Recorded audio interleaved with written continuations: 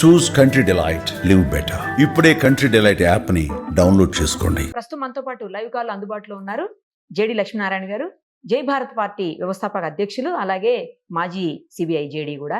పైగా ఆయన ఇంతకుముందు యాంటీ టెర్రరిస్ట్ స్క్వాడ్ కి పనిచేస్తున్నారు. ఆయనతో మాట్లాడదాం. ఆపరేషన్ సింధూర్ పై ఆయన ఏం చెప్తారో ఒక్కసారి చూద్దాం. సార్ నమస్తే అండి. నమస్తే నిరుపమ్ గారు.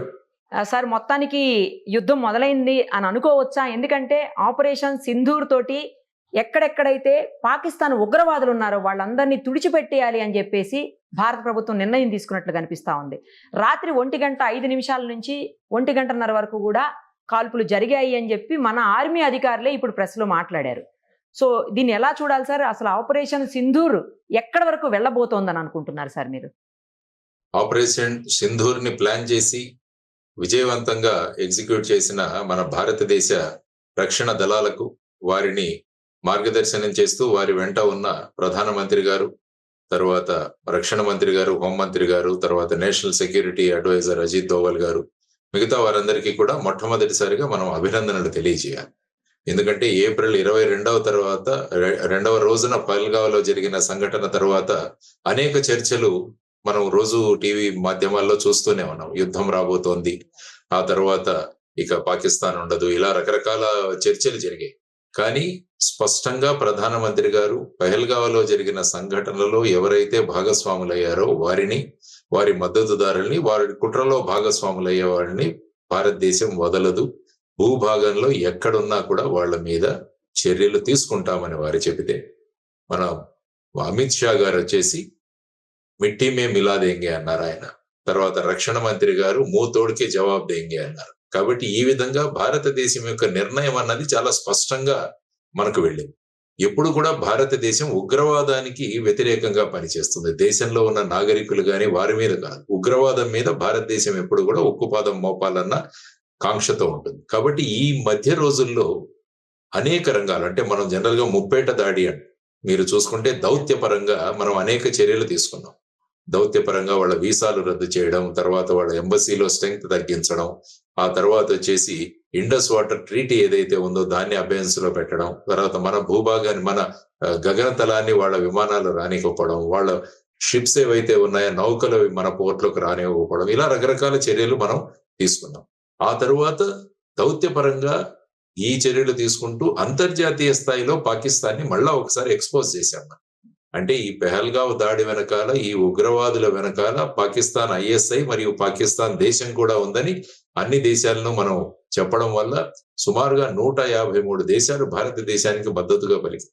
ఆ తర్వాత యునైటెడ్ నేషన్ సెక్యూరిటీ కౌన్సిల్లో నిన్న జరిగిన మీటింగ్ లో పాకిస్తాన్ ని మళ్ళా ఏకాకి చేసి వాళ్ళను తూర్పారబట్టారు నిన్న మీరు చూస్తే. ఆ తర్వాత పాకిస్తాన్ పార్లమెంట్ లోనే వాళ్ళ ఎంపీలే మాట్లాడారు, మనం ఎక్కడ యుద్ధం చేస్తాం, మీ ఎంపీలే రాలేదు ఇక్కడికి, మన దగ్గర డబ్బులు ఎక్కడ ఉన్నాయి, ఈ విధంగా మాట్లాడారు. సో ఇదంతా కూడా సైకలాజికల్ వార్ఫేర్ అన్నమాట. ఆ తర్వాత వాణిజ్య పరంగా కూడా అనేక చర్యలు, తర్వాత అంతర్జాతీయ సంస్థల నుంచి వాళ్ళకి నిధులు రాకుండా ప్రయత్నాలు కూడా మనం చేస్తున్నాం. జయశంకర్ గారు ముఖ్యంగా మనం ఇక్కడ మాట్లాడుకోవాలి. తర్వాత నిర్మలా సీతారామన్ గారు కూడా ఏషియన్ డెవలప్మెంట్ బ్యాంక్ తో వాళ్ళతో మాట్లాడడం, తర్వాత FATF అనే సంఘటన ఏదైతే ఉంటుందో ఫైనాన్షియల్ టాస్క్ ఫోర్స్ అన్నది, వాటిని కూడా ఫైనాన్షియల్ యాక్షన్ టాస్క్ ఫోర్స్, అంటే ఏ దేశం అయితే ఉగ్రవాదాన్ని ప్రోత్సహిస్తుందో, మనీ లాండరింగ్ ను ప్రోత్సహిస్తుందో అటువంటి దేశాలకు బయటి దేశాల నుంచి, బయటి సంస్థల నుంచి నిధులు రాకుండా వీరు చేస్తుంటారు. దాన్ని గ్రే లిస్ట్ అంటాము, తర్వాత వచ్చేసి రెడ్ లిస్ట్ అంటాం. కాబట్టి పాకిస్తాన్ ఇప్పుడు గ్రే లిస్ట్ లో తీసుకురావాలన్న ప్రతిపాదన జరుగుతుంది. కాబట్టి ఈ విధంగా వాళ్ళని ఆర్థికంగా, ఆ తర్వాత మనం అందరం మిలిటరీ ఏం చేస్తుందంటే, ఈ రోజు ఉదయం మీరు అన్నట్టు ఉదయం 1:05 వారు వెళ్లి ఈ విధంగా 9 స్థావరాలు, ఇంతకు ముందు బాలాకోట్ అన్న ప్రాంతానికి మాత్రమే పరిమితమై ఉన్నాం. కాబట్టి ఈసారి పాక్ ఆక్యుపైడ్ కాశ్మీర్, దాంతో పాటు పాకిస్తాన్ భూభాగంలో కూడా ఈసారి వెళ్ళాం. సుమారుగా 5 పాక్ ఆక్యుపైడ్ జమ్మూ అండ్ కాశ్మీర్ లో, తర్వాత 4 అంతర్జాతీయ బార్డర్ దాటుకొని కూడా మనం వెళ్ళాం. సుమారుగా 100 కిలోమీటర్లు కూడా లోపలికి వెళ్లి ఈసారి యాక్షన్ తీసుకోవడం జరిగింది. అందులో అనేక మంది ఉగ్రవాదులు ప్రాణాలు కోల్పోయారని, తర్వాత ఇప్పుడు జరిగిన బ్రీఫింగ్ లో ఆ విజువల్స్ కూడా ఇచ్చారు. ఎందుకంటే పాకిస్తాన్ ప్రతిసారి అంటుంది మాకేం జరగలేదు, ఊరికే భారతదేశం కల్లబుల్లి కబుర్లు చెప్తుంది. దానికోసం విజువల్ ఎవిడెన్స్ కూడా ఈరోజు అక్కడ ఇవ్వడం జరిగింది. వీటిని కరెక్ట్ గా ఐడెంటిఫై చేయడం, తర్వాత ఇవి ఉగ్రవాద సంస్థలు అన్నవి గుర్తించి వాళ్ళ ఇన్ఫ్రాస్ట్రక్చర్, వాళ్ళ బిల్డింగ్స్ అని తెలుసుకొని స్పష్టంగా చెప్పారు. మన దాంట్లో మేము ఎక్కడా కూడా మిలిటరీ ఇన్స్టలేషన్స్ గాని, ప్రజలకు సంబంధించినవి గాని వాటి మీద మేము దాడులు జరపలేదు. కాబట్టి ఇదంతా మనం చూసుకుంటుంటే ఏం తెలుస్తుందంటే భారతదేశం ఈ 22వ తారీఖు నుంచి ఈ విధంగా క్యాలిక్యులేషన్స్ చేసి అజిత్ డోవాల్ గారి నేతృత్వంలో, సిడిఎస్ గారి నేతృత్వంలో ఇవన్నీ కూడా ప్లాన్ చేసి ప్రధానమంత్రి గారి ఆమోదంతో ఈ చర్యలు తీసుకోవడం అన్నది భారతదేశం ఎప్పుడు కూడా ఉగ్రవాదానికి వ్యతిరేకిస్తుంది అన్నది సుస్పష్టమైన మెసేజ్ చెప్పాం. ఇది ఫేజ్ 1 మాత్రమే అన్నది కూడా చెప్పాం. అంటే చాలా మంది అనుకోవచ్చు ఇది అయిపోయింది ఇంకేం ఉండదు. కాబట్టి ఇది ఫేజ్ 1 మాత్రమే. ఆ తరువాత ఇది కొనసాగాలి యాక్చువల్ గా. అంటే కేవలం మిలిటరీ దాడులు మాత్రమే కాదు, మనం ఏ విధంగా అంతర్జాతీయంగా దీని మీద ప్రెషర్ సృష్టించాలో అది మరిచిపోకుండా దీన్ని ముందుకు తీసుకువెళ్ళగలిగితే ఏంటంటే పాకిస్తాన్లోని ఉగ్రవాదాన్ని మనం బయటికి తీయొచ్చు అన్నది ప్రధానంగా భారతదేశం ముందుకు తీసుకువెళ్ళాలన్నది మనం కోరుకోవాలి. సార్ యాక్చువల్లీ ఈ రోజు మాక్ డ్రిల్ పెట్టున్నారు మొత్తం దేశవ్యాప్తంగా పలు ప్రాంతాల్లో, మనకు కూడా హైదరాబాద్ లో ఒక 4 ప్లేసెస్ లో పెట్టున్నారు. దాన్ని కూడా ఆపేసినటువంటి పరిస్థితి. అంటే ఆపరేషన్ సింధూర్ ని కంటిన్యూ చేస్తారు అనే ఒక మెసేజ్ ఇస్తున్నట్ట సార్, లేకపోతే దీన్ని ఇంకా తీవ్రతరం చేయబోతున్నారనా? అసలు ఏ రకమైన మెసేజ్ ఇచ్చారు సార్? పెట్టినటువంటి మాక్ డ్రిల్ ఎందుకు ఆపాల్సిన పరిస్థితి వచ్చింది? ముఖ్యంగా ఏంటంటే మాక్ డ్రిల్ అన్నది 1971వ సంవత్సరం నుంచి తర్వాత మళ్ళా మొదటిసారిగా మనం అమలు చేస్తాం. అందువల్ల ఏంటంటే చాలా ప్రిపరేషన్స్ అవ్వాలి. యాక్చువల్ గా మనకు ఏంటంటే ఆల్రెడీ ఒక యాక్షన్ తీసుకున్నాం, ఆపరేషన్ సింధూర్. కాబట్టి పాకిస్తాన్ ఏ విధంగా ప్రతిస్పందిస్తుంది అన్నది కూడా మనం చూడాల్సిన అంశం. కాబట్టి ఇటువంటి సమయంలో మాక్ డ్రిల్స్ అన్న వాటిని పెట్టి మళ్ళా పబ్లిక్ ని పెద్ద ఎత్తున రోడ్ల మీదకి తీసుకురావడం ఇవన్నీ కూడా కాకుండా సోషల్ మీడియా ద్వారా అనేక మెసేజ్లు చేస్తున్నాయి. మనకి ఏవైనా బాంబు దాడులు కానీ ఏమైనా జరిగితే ఏ విధంగా ప్రికాషన్స్ తీసుకోవాలని అక్కడ మన ఢిల్లీ నుంచే కూడా కొన్ని వీడియోస్ కూడా రిలీజ్ చేయడం జరిగింది. అక్కడ ఉన్న వివేక్ శ్రీవాత్సవ్ గారని director general of civil defence, ఆయన మా బ్యాచ్మెంటే. సో తను వీడియోస్ కూడా పెట్టడం జరిగింది ఏ విధంగా చర్యలు తీసుకోవాలి. కాబట్టి ఇప్పుడు ఆల్రెడీ మనం యాక్షన్ లో దిగాం కాబట్టి ప్రతి చర్యలు ఏ విధంగా ఉంటాయన్న దాన్ని పబ్లిక్ ను రోడ్డు మీద తెచ్చి మళ్ళా కాలేజెస్ లో, స్కూల్స్ లో తీసుకొచ్చి చేయడం కన్నా కొద్దిగా ఇది చూద్దాం అన్న దాని విధంగా వాటిని తాత్కాలికంగా పోస్ట్పోన్ చేయడం జరిగింది. ఆ తర్వాత ముఖ్యంగా ఇప్పుడు పాకిస్తాన్ ఆపరేషన్ సింధూర్ కి వాళ్ళు ఎల్ఓసిలో, లైన్ ఆఫ్ కంట్రోల్ లో వాళ్ళు ఆర్టిలరీ ఫైరింగ్స్ చేస్తున్నారని మనం వింటున్నాం. అవును సార్.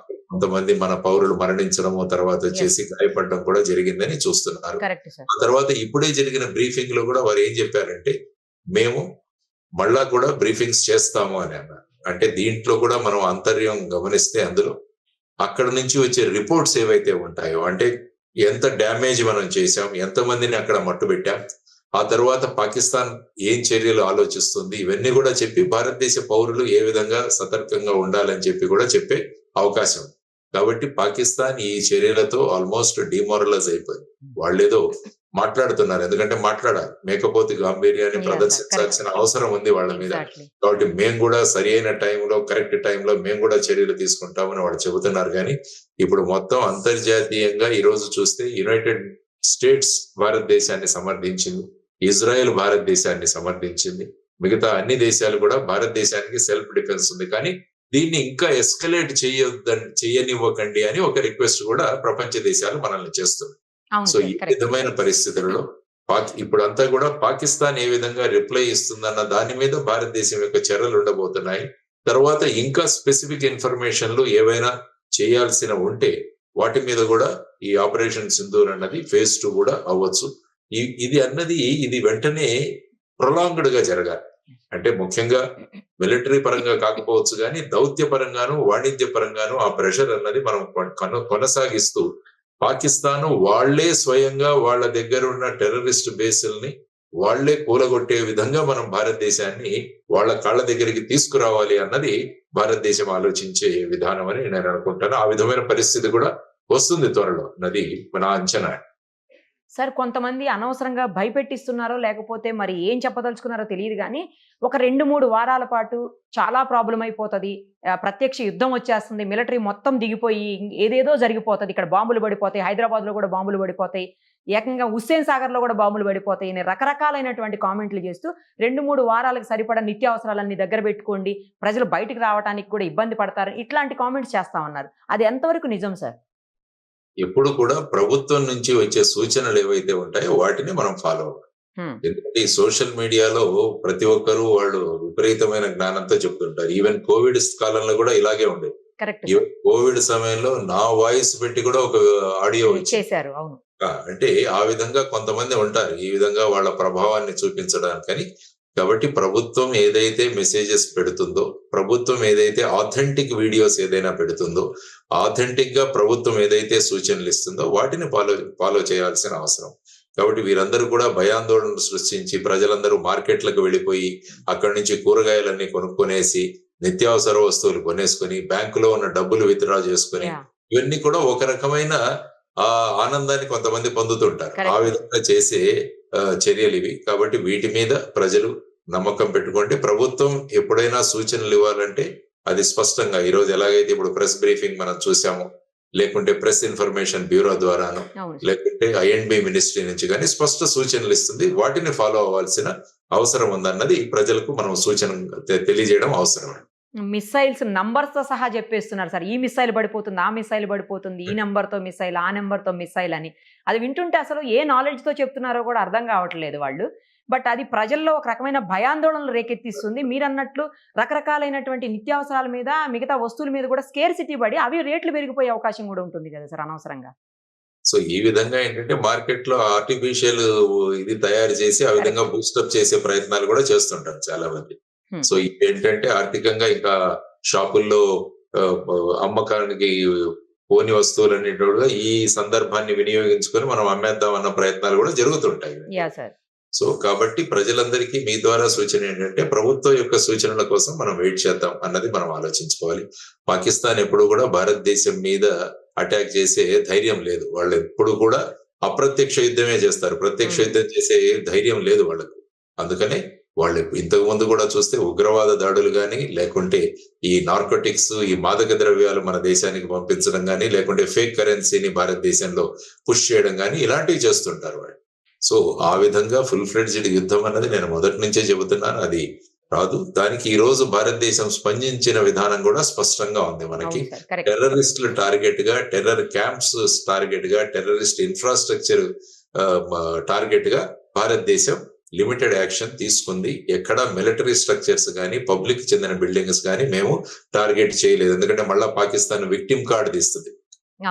ఈ విధంగా నష్టపోయాము, ఈ విధంగా మేము విక్టిమ్స్ గా ఉండిపోయాము అని కార్డు తీయకుండా భారతదేశం సుస్పష్టంగా చెప్పింది, our fight is against terrorism, our fight is against terrorist infrastructure, our fight is against indoctrination, our fight is against terror base camps, our fight is against terror launch pads అన్నది సుస్పష్టంగా operation Sindoor phase 1 లో తెలియజేశారు. ఇప్పుడు వాళ్ళ reaction బట్టి next phases ఉంటాయన్నది మనం ఆలోచించుకోవాలి.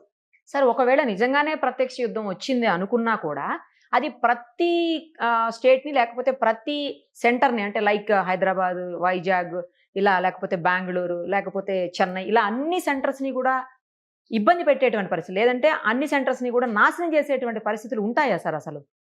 ముందు వాళ్ళ విమానం మన భూతలం, మన గగనతలంలోకి రావాలి కదా. వాళ్ళు ఏదైనా చేయాలంటే వాళ్ళు ముఖ్యంగా చేసేది ఏంటంటే వైమానిక దాడులు చేస్తారు. వాళ్ళు వాళ్ళ భూభాగం వదిలి భారతదేశంలోకి రాగానే వాళ్ళకు విమానాలు కూలిపోతాయి. There is no doubt. ఆ విధమైన రాడార్ సిస్టమ్ ఉంది మన దగ్గర, ఆ విధమైన మిసైల్ సిస్టమ్ ఉంది, ఆ విధంగా ఎయిర్ క్రాఫ్ట్ లను ఐడెంటిఫై చేసే సిస్టమ్స్ ఉన్నాయి, మనం సర్ఫేస్ టు ఎయిర్ మిసైల్స్ ఉన్నాయి మన దగ్గర. కాబట్టి ఆ విధమైన పరిస్థితులు అన్నవి రావు. ఇది కేవలం ఒక ముందు చర్య. ప్రజలు కూడా అప్రమత్తంగా ఉండాలన్నది. యాక్చువల్ గా నేను ఏమంటానంటే ఈ సివిల్ డిఫెన్స్ అన్నది మన పాఠ్యాంశంలో కూడా ఒక భాగం అవ్వాలి. ప్రతి సంవత్సరం కూడా వీటిని ప్రాక్టీస్ చేయాలి. కాబట్టి ఏంటంటే నాగరికులు అప్రమత్తం అవుతారు. మనం ఎటువంటి జాగ్రత్తలు తీసుకోవాలన్నది, ఇటువంటి డిసిప్లిన్ వస్తే పబ్లిక్ లో రేపు ఏదైనా సూచన ఇచ్చినా కూడా అందరూ ఫాలో అవుతారు. అంటే ఒక రకమైన సూచనను పాటించే ఒక తత్వాన్ని ప్రజల్లోకి తీసుకురావడం చాలా ముఖ్యం. అటువంటివి ఈ సివిల్ డిఫెన్స్ డ్రిల్స్ అన్నమాట. సో ఆ విధంగా ఇప్పుడు ప్రభుత్వాలు కూడా ఆలోచించాలి, పాఠ్యాంశంలో ఒక భాగం చేయాలి వీటిని. తర్వాత వీలైనన్ని కాలేజెస్ లో మళ్ళా ఎన్సిసి అన్నది తీసుకురావాలి. చాలా చోట్ల ఎన్సిసి ఇంతకుముందు ఉండేది సార్. అవును. ఇప్పుడు క్రమక్రమంగా తగ్గుతుంది. కాబట్టి ఏ విధంగా అయితే ఇజ్రాయెల్ గాని, మలేషియా గాని, సింగపూర్ గాని అందులో విద్యార్థులకు 2 సంవత్సరాల మిలిటరీ ట్రైనింగ్ కంపల్సరీ. సో దీన్ని పెట్టుకొని మనం అటువంటి వాటిలలో మనం పాఠ్యాంశాల్లో మార్పు రావాలి. తరువాత ప్రజలలో జాతీయ భావన అన్నది ఒకటి పెంపొందించాలి. కాబట్టి ఇప్పుడు ఈ ఇన్సిడెంట్ వల్ల ప్రజలందరూ కూడా దగ్గరికి వచ్చారు. అవును. కాబట్టి ఈ విధంగా ఏకమైన ప్రజలను మళ్ళా కులాలని, మతాలని విడిపోకుండా జాతీయ భావనలు వీళ్ళలో తీసుకొచ్చి నేషనలిజం దిశగా ప్రజలను తీసుకువెళ్ళడానికి కూడా దీన్ని ఉపయోగించుకొని మనం చేయగలిగితే ఏమవుతుందంటే మన కేవలం ఇటువంటి ఉగ్రవాద దాడులు కాదు, సమాజంలో జరిగే ఏ అన్యాయాన్నైనా కూడా ప్రజలు కలిసి ఎదుర్కోగలరు అన్న భావనలు మనం తీసుకురాగలిగితే అప్పుడు అది నిజమైన జాతీయవాద విధానంగా నేషనలిజం వైపు మనం ప్రజలు తీసుకోవడానికి ఈ అవకాశాన్ని వినియోగించుకోవాలని కూడా నేను అంటున్నాను. కరెక్ట్ చెప్పారు సార్. సార్ ఇప్పుడు ఈ మాక్ డ్రిల్స్ కానీ లేదా సివిల్ డిఫెన్స్ చేసేటువంటి డ్రిల్స్ కానీ అవి రియల్ గా అనిపించేలాగా చేస్తారు కదా సార్. అవి వాటి వల్ల ఎంతవరకు ఉపయోగం ఉంటుంది అని కూడా ఒక చర్చ నడుస్తా ఉంది సార్. అనవసరంగా భయపెట్టించడం తప్పించి దీనివల్ల ఉపయోగం ఏముందని కొంతమంది మాట్లాడారు. లేదు, రాబోయే యుద్ధానికి వీళ్ళని సన్నద్ధం చేస్తున్నారని కొంతమంది మాట్లాడుతున్నారు. అంటే ఏంటంటే ఇందులో ప్రజలను ఇన్వాల్వ్ చేయడం చాలా అవసరం. అంటే ఏమవుతుందంటే ఇది కేవలం ఆర్మీ వాళ్ళ విషయం, మాకు సంబంధం లేదు ఇలా అనుకుంటారు. అలా కాకుండా ఒక దేశంలో ఉన్న పౌరులుగా మనం అందరం కూడా రెస్పాండ్ అవ్వాలి అన్న ఒక బాధ్యతాయుతమైన ప్రవర్తన. అది ఒక ప్రవర్తనను తీసుకొచ్చే ఒక మార్గం ఈ సివిల్ డిఫెన్స్. అది ఎలాగా తెలుసు, మనకు యుద్ధం రాదు, అందులో ఏమీ జరగదని. అయినా కూడా సందర్భం వచ్చింది కాబట్టి దాన్ని ఉపయోగించుకొని ప్రజల యొక్క ఆలోచన విధానం, వాళ్ళ ప్రవర్తనలో ఒక సుసూత్రీకరణ తీసుకురావడం, ఒక క్రమశిక్షణ తీసుకురావడం అన్నది ముఖ్యంగా దీనిలో ఉన్న ప్రధానమైన ఉద్దేశం. కాబట్టి చెప్పేవాళ్ళు చెబుతూనే ఉంటారు రకరకాల వాళ్ళు. ఎందుకంటే మన దాంట్లో దేశం గురించి ఆలోచించే తత్వం తగ్గిపోతుంది. మనం ఎప్పుడు కూడా మన ఇల్లు మనది ఆలోచిస్తున్నాం. కాబట్టి ఇప్పుడు దేశం గురించి ఆలోచించాల్సిన పరిస్థితి వచ్చింది. కాబట్టి కనీసం ఎప్పుడైనా కూడా మన గోడలను బద్దలు కొట్టుకొని మనం దేశం యొక్క అభివృద్ధి, దేశం పట్ల మన అభిమానము, వీటి దిశగా మనం అందరం కూడా ముందుకు వెళదామన్నది అందరూ ఆలోచించాల్సిన అంశం. కాబట్టి ఈ అతి తెలివితేటలు ఉన్న కొంతమంది ఈ విధంగా ప్రతిదాన్ని విమర్శించే వాళ్ళు ఉంటారు. సో వాళ్ళ ప్రవర్తనను తగ్గించుకొని ప్రభుత్వం కూడా స్పష్టంగా చెప్పింది, ఇటువంటి వీడియోలు, ఇటువంటి వాట్సాప్లు, ఇటువంటి సోషల్ మీడియాలో పెట్టే వాళ్ళ మీద చర్యలు తీసుకుంటామని కూడా స్పష్టంగా చేశారు. కాబట్టి అటువంటి అతి ఉత్సాహపరులను కూడా మనం నియంత్రించాలి అన్నది మనం ఆలోచించాలి. సార్ ఇప్పుడు ఈ ఆపరేషన్ సింధూర్ తోటి పిఓకే ఏదైతే ఉందో పాక్ ఆక్యుపైడ్ కాశ్మీర్ ని మనం ఇంకా కంప్లీట్ గా మన అధీనంలోకి తెచ్చుకునే, అంటే ఇది కంటిన్యూ చేస్తే మన అధీనంలోకి తెచ్చుకునే అవకాశం అనుకోవచ్చా సార్? అంటే ఏంటంటే అది తెచ్చుకోవచ్చు, కానీ మళ్ళా ఏంటంటే పాకిస్తాన్ ఒక విక్టిమ్ కార్డు ప్రయోగిస్తుంది. ఓకే. మనం యాక్చువల్ గా 1947-48లో జరిగిన ఆ యుద్ధం అప్పుడు మనమే ఈ విషయాన్ని యునైటెడ్ నేషన్స్ దగ్గరికి తీసుకెళ్ళాం. ఓకే. మనమే ఈ భూభాగాన్ని మన ఆర్మీ వాళ్ళు ఇప్పుడు ప్రస్తుతం ఉన్న పాక్ ఆక్యుపైడ్ కాశ్మీర్ వరకు ఈవెన్ శ్రీనగర్ నుంచి వెనక్కి తోశారు వాళ్ళందరికీ. తర్వాత ఈ పిఓకే ప్రస్తుతం ఉన్న పరిస్థితులు ఏమైందో అప్పుడు యుఎన్ కి తీసుకెళ్లడం జరిగింది మనం ఈ విషయాన్ని. కాబట్టి యుఎన్ అన్నది అప్పుడు మధ్యవర్తి చేసుకుంటూ ఇప్పుడు ఏ భాగం అయితే పాకిస్తాన్ లో ఉందో అక్కడ ఎల్ఓసి చేశారు. లేకుంటే మనకి ఇంటర్నేషనల్ బార్డర్ ఉండేది. రాడ్క్లిఫ్ లైన్ అని పార్టీషన్ కు ముందు ఒక ఇంజనీరు భారత పాకిస్తాన్ మధ్య ఆ బార్డర్ ని గీశాడు. దాన్ని రాడ్క్లిఫ్ లైన్ అంటాం. ఎలాగైతే భారతదేశం చైనా మధ్య ఉన్న లైన్ మెక్మోహన్ లైన్ అంటాము, అదే విధంగా దీన్ని రాడ్క్లిఫ్ లైన్ అంటే ఇక్కడ తర్వాత ఈస్ట్ పాకిస్తాన్, ఈ రెండింటికి కూడా గీతలు గీయడం జరిగింది. ఇప్పుడు ఏమైందంటే ఆ 1947-48లో పాకిస్తాన్ వాళ్ళు ఇటు రావడం వల్ల ఆ ఇంటర్నేషనల్ బార్డర్ తర్వాత పాకిస్తాన్ కొంత భూభాగంలో ఎల్ఓసి అంటున్నాం దాన్ని, లైన్ ఆఫ్ కంట్రోల్. సో ఇప్పుడు ఆ విధమైన పరిస్థితిలో ఉంది. కాబట్టి ఇప్పుడు భారతదేశం పాకిస్తాన్ పిఓకేని మళ్ళా తీసుకురావాలి ఖచ్చితంగా. ఆ తర్వాత మీరు చూసుకుంటే జమ్మూ అండ్ కాశ్మీర్ అసెంబ్లీలో కూడా ఒక 10 సీట్లు పిఓకే వాళ్ళ కోసం పెట్టడం జరిగింది. అవును సార్, కరెక్ట్. అంటే దాని ద్వారా భారతదేశం యొక్క ఉద్దేశం ఏంటంటే ఇది మా భూభాగం. ఎందుకంటే మనం భారతదేశం పటం వేసినా కూడా ఫుల్ జమ్మూ కాశ్మీర్ ఉంటుంది మనది, ఎందుకంటే ఆల్రెడీ మనది అది.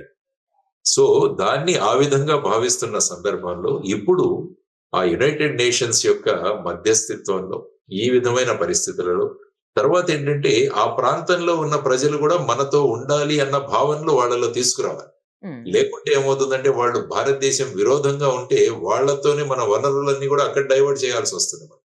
వాళ్ళను బుజ్జగించాల్సింది. ఈ పరిస్థితులు రాకుండా మేమే భారతదేశంలో కలిసిపోతామన్న విధానం వాళ్ళలో గనక రాగలిగితే ఏమవుతుందంటే వాళ్ళు భారత పౌరులుగా మన దాంట్లో మిక్స్ అవుతారు వాళ్ళు. Yeah sir. లేకుంటే ప్రతిసారి వాళ్ళు వేరు విధంగా ఆలోచించడము, అక్కడ మళ్ళా ఉగ్రవాద చర్యలు ఏర్పడడం, మన ఆర్మీ అంతా కూడా అక్కడ డిప్లాయ్ చేయడం, ఇవన్నీ కూడా మనకు అడిషనల్. సుమారుగా 53 లక్షల మంది ఉన్నారు వాళ్ళకి. మనకున్న జనాభాకు మళ్ళా ఒక 53 లక్షలు. అక్కడ ఏంటంటే పరిస్థితులు చాలా అధ్వానంగా ఉన్నాయి. వాళ్లకు మళ్ళా ఉద్యోగాలు, వాళ్లకు మళ్ళా ఈ మన పథకాలు ఇవన్నీ అమలు చేసే కన్నా అక్కడి ప్రజల సంసిద్ధత, మేము ఇంకా భారతదేశంతోనే ఉంటామని వాళ్ళలో మార్పు తీసుకొచ్చి అప్పుడు యునైటెడ్ నేషన్స్ వాళ్ళ మధ్యస్థంతో మనం కలుపుకోగలిగితే ఏమవుతుందంటే ఆ కలయిక అన్నది సినర్జీతో కలుస్తుంది. లేకుంటే వ్యతిరేకంగా కలుపుకుంటూ ఉంటే ప్రతిసారి మనకు సమస్యలే ఉంటాయి. కాబట్టి ఆ విధంగా ప్రస్తుతం ఉన్న దాంట్లో ఆ విధమైన చర్యలు తీసుకుంటూ ముందుకు వెళతారన్నది నేను అనుకుంటాను. అప్పుడు ఆ విధంగా ఉండబోవచ్చు అని నేను అంటాను. సార్, ఈ రాబోయే సమీప దూరంలో ఎలాంటి సిచ్యుయేషన్స్ మన ఇద్దరి మధ్యన అంటే పాక్కి మన ఇండియా మధ్యన నెలకొనబోతున్నాయని మీరు అనుకుంటున్నారు సార్? పాకిస్తాన్ భారతదేశం మధ్య ఇక పాకిస్తాన్ సరెండర్ అయిపోవాలి. ఉమ్, పాకిస్తాన్ సరెండర్ అయిపోయి మా భూభాగంలో ఉన్న టెర్రరిజాన్ని మేము మట్టు పెడతామన్న దీనికి ప్రపంచ దేశాలన్నీ కలిసి పాకిస్తాన్ ని తీసుకురావాలి. ఆ విధంగా తర్వాత ఒక ఇంటర్నేషనల్ మానిటర్డ్ ఒక గ్రూప్ అన్నది ఏర్పడి వాళ్ళు నిజంగా చర్యలు తీసుకుంటున్నారా లేదా అన్నది కూడా మానిటర్ చేయాలి. లేకుంటే వాళ్ళు ఏం చెప్తారు, మేము అందరినీ మట్టు పెట్టామంటారు. ఉమ్, అది కుదరదు. ఎలాగైతే మనం ప్రపంచ దేశాల్లో ఉన్న ఒక ఫోర్స్ ని గనక మనం అక్కడికి తీసుకురాగలిగితే వాళ్ళ సూపర్విజన్ లో ఈ టెర్రర్ క్యాంపులు గాని వీటన్నిటి మీద చర్యలు జరిగి ఎప్పుడైతే ఆ ఇంటర్నేషనల్ బాడీ సర్టిఫికేట్ ఇస్తుందో ఇక పాకిస్తాన్ లో ఈ విధమైన టెర్రరిజం లేదు, క్యాంప్స్ లేవని, అప్పుడు అది మనం నమ్మాలి. లేకంటే ఏంటంటే అక్కడ రక్త బీజుడు లాగా దాని నుంచి పుడుతూనే ఉంటారు. ఎన్నిసార్లు చేసినా కూడా వాళ్ళు పుడుతూనే ఉంటారు. కాబట్టి ఈ టెర్రరిస్టుల పుట్టుక అన్నది మనం టోటల్ గా ఎలిమినేట్ చేయగలిగితే, అది అందరి యొక్క కోఆపరేషన్ తో గనక చేయగలిగితే అప్పుడు ఏమవుతుందంటే పాకిస్తాన్ మీద ప్రెషర్ ఉంటుంది. ఆ దిశగా భారతదేశం దీన్ని ముందుకు కొనసాగించాలి అన్నది మనం అంతా కూడా కోరుకుంటాం. సార్, లేటెస్ట్ గా అమెరికా అధ్యక్షుడు ట్రంప్ చేసినటువంటి కొన్ని వ్యాఖ్యలు కూడా దుమారం లేపుతున్నాయి సార్.